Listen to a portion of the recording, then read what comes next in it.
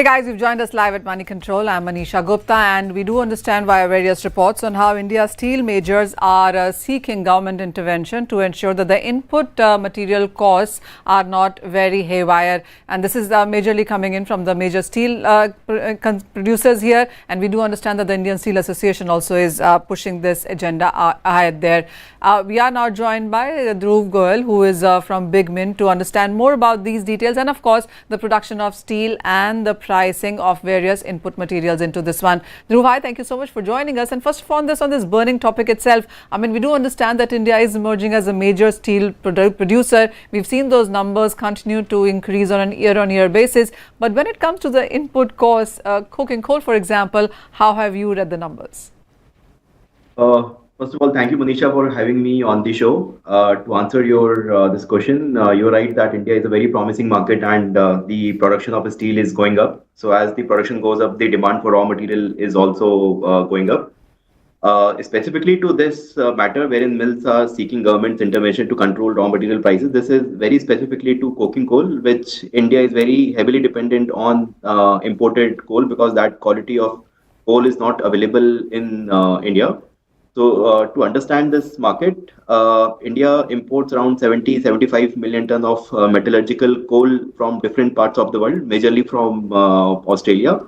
And these prices are determined by several publication houses like Platts and Argus, wherein Indian mills feel that these prices are not aligned or they have not much of rational. The reason why these prices are going so at times it goes very high, and even if it goes down, they are not rational to that.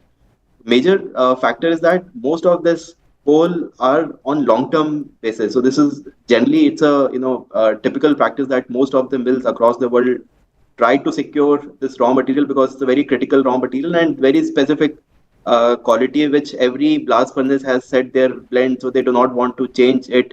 They do not want to try different coal from different origin. So they try to have long-term agreements with the miners. And there's very small portion which goes in the spot market. The spot market means that you can buy as in when you require it. And this the price discovery happens on the spot transactions, not on the long-term transactions, because long-term transactions are for a quarter or for a month, wherein the price discovery, whatever transaction happens in the spot market, becomes a benchmark for the long-term contracts. So the contention from the mills are that since the spot market is very small, it is maybe 15-20% of the total trade. So that is not the right reflection of the prices which are being determined by these publications. So they have sought government help to look into this matter. Mm-hmm. As you rightly pointed out, Dhruv, the import number is quite huge and the price volatility in the last couple of years has been tremendous. Now, the next step really is what intervention do you think the government can really make into this? First of all, we need to understand that it's a free trade. Government cannot regulate the prices. They can definitely facilitate dialogues with several stakeholders, including different ministries, different government. For example, one of the discussion which is happening at the ministry level is why do we have so much of dependency on the Australian coal? Is if there's any possibility to explore other origin coals like Russia or Mozambique or US or Canada. In case of that is one of the solution. Government would not mind facilitating the talks with the respective ministry or the stakeholder in that country. Mm. And second is in case if there's any kind of R&D or any kind of technical support required to make sure that mills can use different blends, government is ready to help in that case as well. So not the direct intervention that you think, but there are various ways of ensuring that the price volatility can be declined.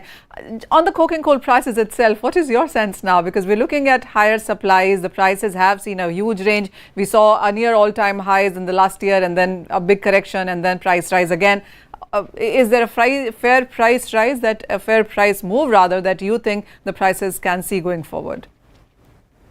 Specifically, coking coal, as I mentioned, it's a very specific market, and mills have very specific requirement. If they want that mine, that bench, they would only want that particular grade. So it is very, since it is very technical product, which is used by the mills. So they are very choosy with the product. And Australia, being the largest producer of coking coal, any small disruption leads to price fluctuation. And what we have seen over a period of time that the quality of coal has decreased in Australia. As in you go down, the quality deteriorates.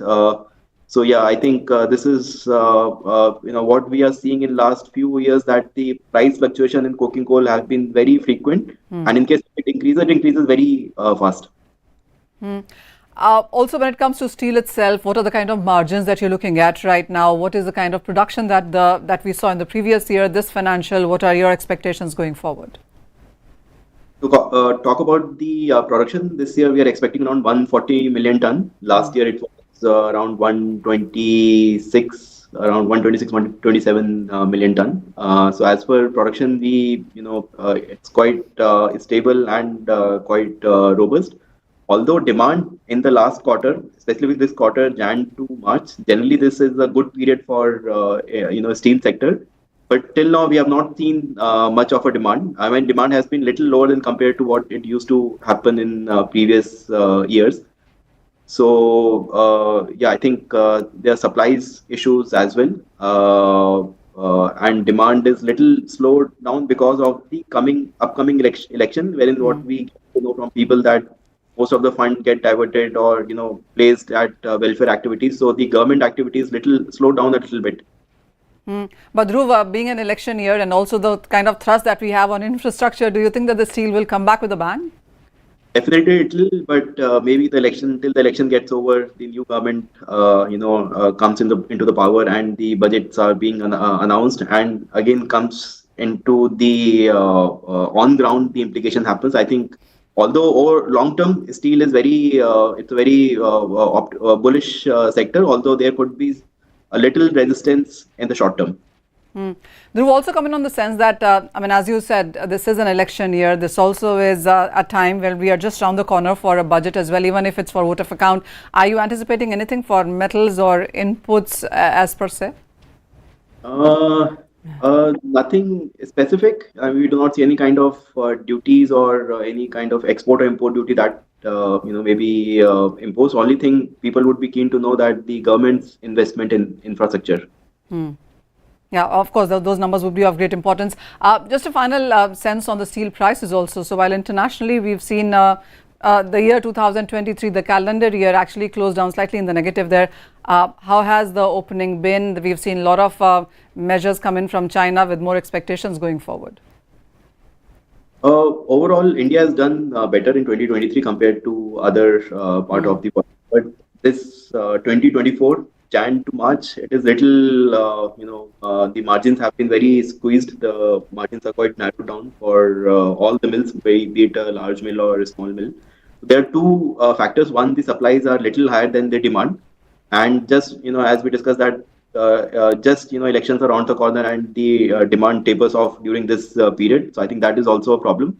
What we see is that to absorb this kind of production, mills have to have higher allocation for exports, which have not been the case in 2023.